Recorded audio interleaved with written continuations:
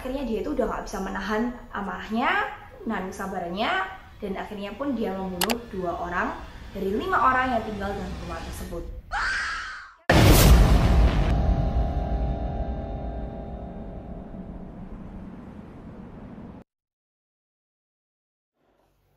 Halo semuanya, kembali lagi sama aku Eva di channelku Eva Sanbe. Thank you banget udah klik video ini. Dan untuk kalian nih, para penggemar kasus misteri dan kasus kriminal, jangan lupa untuk klik subscribe channel aku Eva Sanbe. Dan juga klik lonceng supaya kalian dapat notifikasi kalau ada video terbaru dari aku. Thank you guys. Oke, di video kali ini nih ya, aku mau menceritakan ke kalian kasus pembunuhan yang sangat unik. Kasus ini baru-baru aja terjadi, lebih tepatnya bulan lalu ya guys, di kota Fujian, provinsi Fujian di Cina. Kasus ini tuh unik banget karena dalam kasus pembunuhan ini warga negara Cina itu justru bersimpati kepada pembunuh dan bukan kepada keluarga korban. Dan lebih anehnya lagi, warga negara Cina itu berharap pembunuh ini tidak pernah ditemukan. Padahal di kasus-kasus yang pembunuhan lain ya pada umumnya sebagai warga ya guys, kita pasti berharap si pembunuh akan tertangkap. Dan kita juga kebanyakan ya bersimpati kepada korban bukan kepada pembunuh. Nah ini malah kebalikannya. Kira-kira kenapa ya? Tonton terus sampai habis guys. Nah pembunuh dari kasus ini bernama Oh Jin-jong. Pak Oh Jin-jong ini tinggal di kota Fujian itu ya. Dia tinggal di sebuah gubuk yang terbuat dari kayak besi ya guys. Besi yang buat tutupin proyek pembangunan itu yang ada lekuk-lekuknya gini guys. Nah dia menata lembaran besi itu sampai menutupi rumahnya ya yang terbuat dari rangka besi gitu. Jadi rumahnya dia itu nggak benar-benar sturdy gitu, nggak kuat ya guys untuk menghadapi angin dan lain sebagainya. Nah pada tanggal 10 Oktober 2021, tepatnya bulan lalu ya guys, ada sebuah angin topan yang melanda daerah tersebut. Angin topan tersebut menghancurkan rumah si Pak Oh Jin-jong ini sampai akhirnya besi-besi tadi yang menutupi rumahnya itu terbang ke kebun sayur tetangganya. Dan akhirnya rumahnya dia itu jadi kayak bolong gitu ya guys, bolong atas, bolong kanan gitu. Nah itu kan benar-benar kasihan banget ya guys. Nah setelah terbang ini otomatis Pak Oh Jin-jong pergi ke rumah tetangganya untuk mengambil itunya tadi ya, besinya tadi yang tipis-tipis itu. Begitu dia sampai di rumah tetangganya itu, dia mengambil besi-besinya tadi itu guys, ya kan. Si tetangganya ini guys bilang kayak marah gitu loh ya. Kok sampai inimu terbang ke tempat aku sih kayak gitu ya. Dia tuh agak marah. Untuk informasi ya guys, tetangganya ini kayaknya termasuk orang yang cukup mampu karena rumahnya dia itu 4 tingkat. Jadi bayangin ya, sebelahnya ini gubuk, sebelahnya ini rumah 4 tingkat. Punya taman lagi ya kan. Nah padahal ini kalinya tadi itu cuma terbangnya ke kebunnya gitu, nggak ngancurin rumahnya. Tapi tetangganya ini marah-marah sama si Pak Oh Jin-jong ini. Pak Oh Jin-jong ini karena pertengkaran ini akhirnya dia itu udah nggak bisa menahan amarahnya, nahan kesabarannya, dan akhirnya pun dia membunuh 2 orang dari 5 orang yang tinggal dalam rumah tersebut. Yang terbunuh dalam kasus ini adalah seorang kakek berumur 70 tahun, pemilik dari rumah itu, dan juga menantu perempuan dari kakek ini yang juga tinggal di rumah tersebut. Sedangkan 3 orang lainnya, yaitu istri dari kakek tadi, kemudian cucu yang berumur 30 tahun dari kakek tadi, dan cicit yang berumur 10 tahun dari kakek tadi itu luka-luka guys. Jadi 2 orang meninggal dan 3 orang luka-luka. Setelah kejadian kasus pembunuhan ini, Pak Oh Jin-jong ini langsung melarikan diri. Dia terakhir terekam di CCTV tanggal 10 Oktober 2021. Ya, dia itu sedang pakai baju warna putih, kemudian celana pendek, dia lari entah kemana. Dan setelah itu kamera CCTV itu nggak bisa menangkap dan menemukan dia guys.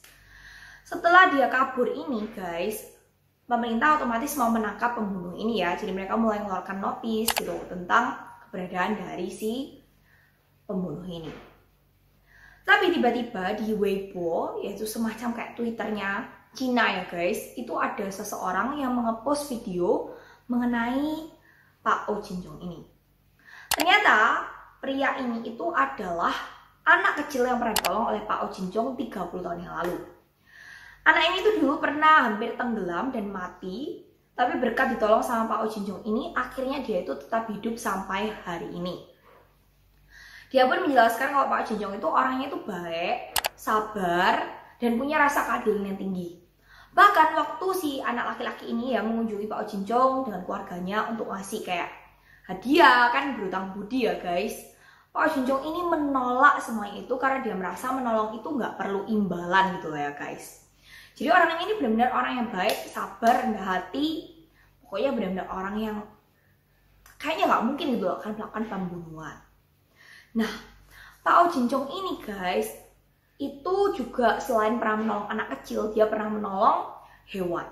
Jadi dia pernah menolong 2 ekor lumba-lumba yang hampir aja mati di tahun 2008. Nah, selain karena ini ya, mendengar cerita dari si anak ini, otomatis warga negara Cina itu mulai bersimpati kepada Pak Oh Jin Jong ini. Selain dari cerita ini ya, ternyata terkuaklah juga alasan kenapa Pak Oh Jin Jong itu begitu marah kepada tetangganya ini. Ternyata 5 tahun yang lalu, tepatnya tahun 2017, Pak Oh Jin Jong itu pernah mengajukan hak untuk rekonstruksi rumah kepada pemerintah Cina.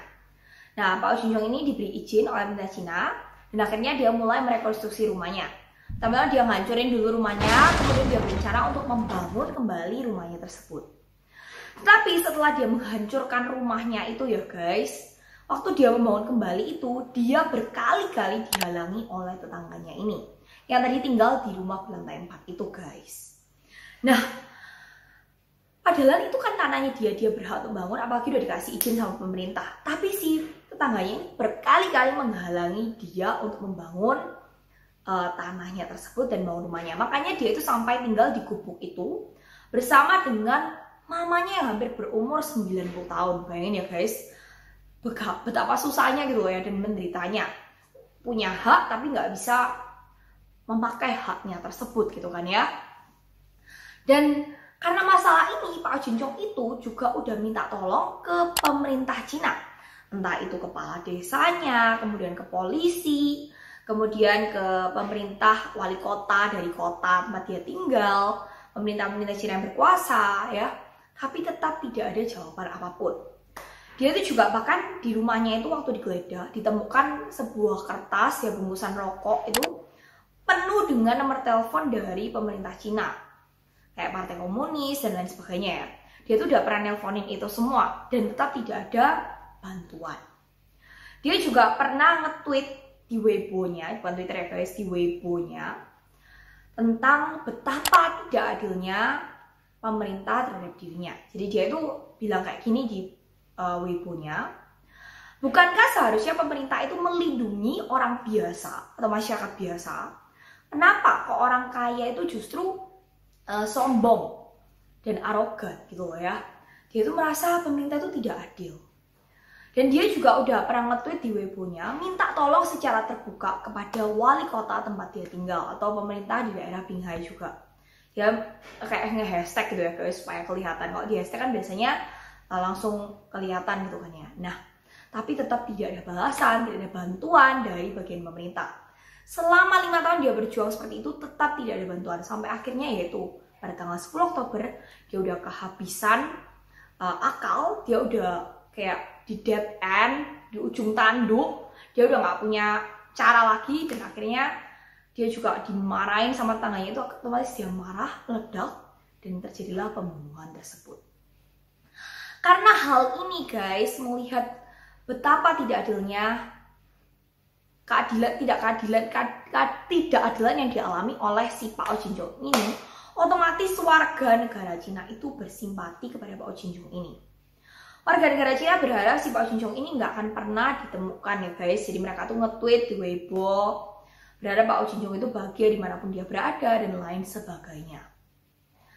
Ya, tapi bukan berarti ini warga negara Cina itu mendukung pembunuhan loh guys ya, bukan. Tapi katanya sih begini, mereka itu bersimpati karena kalau saja seandainya pemerintah Cina itu mau memberikan bantuan kepada Pak Oh Jin Jong ini dalam waktu kurun 5 tahun tersebut ya, untuk mengenai masalahnya yang pembangunan rumah ini, otomatis Pak Oh Jin Jong yang aslinya baik, seorang penolong hidup bagi anak kecil tadi, itu tidak akan terdorong sampai membunuh tetangganya ini gitu ya guys. Pembunuhan ini tuh nggak akan terjadi gitu loh. Jadi makanya masyarakat itu menyalahkan pemerintah Cina karena menangani masalah ini dengan nggak baik. Jadi mereka mulai kayak melakukan kayak hashtag untuk menolong Pak Jinchong ini dan juga protes mengenai masalah ini gitu ya. Tapi sama pemerintah Cina hashtag tersebut kemudian kayak akun Weibo-nya Pak Jinchong ini semuanya tuh hilang guys dalam kurun waktu dekat tersebut, waktu rame-ramenya itu ya. Jadi dihilangkan oleh pemerintah Cina. Dan karena Pak Jinchong ini kabur ya guys, kan pemerintah juga mau nemuin dia ini kemana sih gitu ya. Dia harus bertanggung jawab untuk perbuatannya ini. Pemerintah daerah Binhai itu ya, di akun official WeChat-nya, WeChat itu kayak WhatsApp-nya Cina gitu ya guys, itu mengeluarkan sebuah notis yang sangat mengejutkan. Tulisannya gini guys, mereka akan memberikan imbauan sebesar 20.000 yuan atau setara dengan 45 juta rupiah ya, untuk mereka yang bisa memberikan informasi tentang keberadaan atau foto dari Pak Jinchong ini. Selain itu mereka juga memberikan uang senilai 50.000 yuan atau setara dengan 112 jutaan rupiah ya guys, kepada mereka yang berhasil menemukan mayat dari Pak Jinchong ini, atau paling nggak foto bukti bahwa Pak Jinchong ini udah meninggal. Nah, bayangin ya. Mendengar notis tersebut, melihat notis tersebut ya, masyarakat Cina ini lebih marah lagi. Karena kemungkinan besar justru kelihatan nih, kayaknya pemerintah ini mungkin menerima suap atau apa yang menyebabkan Pak Jinchong ini akhirnya melakukan pembunuhan ini. Dan anehnya lagi, kenapa kok pemerintah memberikan imbalan lebih besar untuk mereka yang menemukan orang mati dan bukannya orang hidup? Nah ini aneh banget. Gak lama setelah protes dari rakyat ya, akhirnya tweetan di WeChat tersebut itu dihapus sama pemerintah Cina. Nggak lama lagi setelah itu guys, sekitar berapa hari kemudian, tepatnya 8 hari kemudian, tanggal 18 Oktober 2021, si pemerintah Cina ini mengirimkan ratusan polisi untuk mencari lokasi atau keberadaan dari Pak Jinchong ini. Dan akhirnya di daerah tempat tinggalnya Pak Jinchong itu, lebih tepatnya di sebuah gua ya guys, Pak Jinchong ini akhirnya ditemukan. Dan waktu dia itu mau ditangkap ya, katanya pemerintah dia itu melawan guys. Dan pada akhirnya dia mati karena bunuh diri. Waktu pemerintah diminta untuk merilis video penangkapannya, pemerintah tidak mau merilis video penangkapan dari Pak Jinchong ini. Mereka bersikeras mengatakan bahwa Pak Jinchong ini sudah bunuh diri. Dan waktu keluarga dari Pak Jinchong ini sendiri mengajukan autopsi mayat dari Pak Jinchong ini, pemerintah Cina juga menolak permintaan ini. Nah, ini aneh banget. Menurut masyarakat dari Cina ya guys, kemungkinan besar Pak Jinchong ini bukan bunuh diri tetapi dibunuh. Karena menurut mereka logikanya gini guys, gimana caranya orang yang udah 8 hari ya nggak makan, punya tenaga untuk melawan ratusan polisi. Selain itu, kalau Pak Jinchong ini memang udah mau bunuh diri, kenapa nggak bunuh diri dari kemarin-kemarin aja? Kenapa harus tunggu di depan polisi dia baru bunuh diri? Itu kan kayak enggak ngeh gitu kan ya guys. Jadi banyak masyarakat yang berspekulasi kalau Pak Jinchong ini dibunuh oleh pemerintah untuk menutupi suap dan lain sebagainya oleh pemerintah. Karena tadi berhubungan sama tetangganya boleh bangun rumah, sedangkan dia nggak boleh. Nah, kemungkinan besar gitu guys. Gimana menurut kalian guys? Apakah menurut kalian Pak Jinchong ini dibunuh? Ataukah dia memang benar-benar bunuh diri? Nah, apapun itu ya guys, kalian bisa langsung komen di bawah ini. Ya dari kejadian ini sih aku berharap ya guys, kita bisa hidup damai sesama tetangga lah ya. Kalau memang ada masalah, sebisa mungkin kita selesaikan secara damai. Dan pastinya sebagai tetangga kita harus saling bersimpati ya satu sama lain, toleran lah. Kalau memang mau bangun rumah, selama itu nggak mengganggu aktivitas kita secara keseluruhan, ya paling nggak kita harus memperbolehkan itu kan ya. Oke guys, thank you banget udah nonton video hari ini. Jangan lupa untuk klik likes untuk video aku kalau kalian suka. Dan kalau kalian ada topik-topik nih yang mungkin kalian mau bahas, ya mau aku bahas, jangan lupa untuk komen juga di bawah. Aku bakal bahas minggu depan. Thank you guys, sampai jumpa kembali di video-video berikutnya. Jangan lupa untuk klik subscribe channel aku, Eva Sanbe. Dan juga klik lonceng supaya dapat notifikasi kalau ada video terbaru dari aku. Sampai jumpa kembali guys di video-video berikutnya. Bye-bye.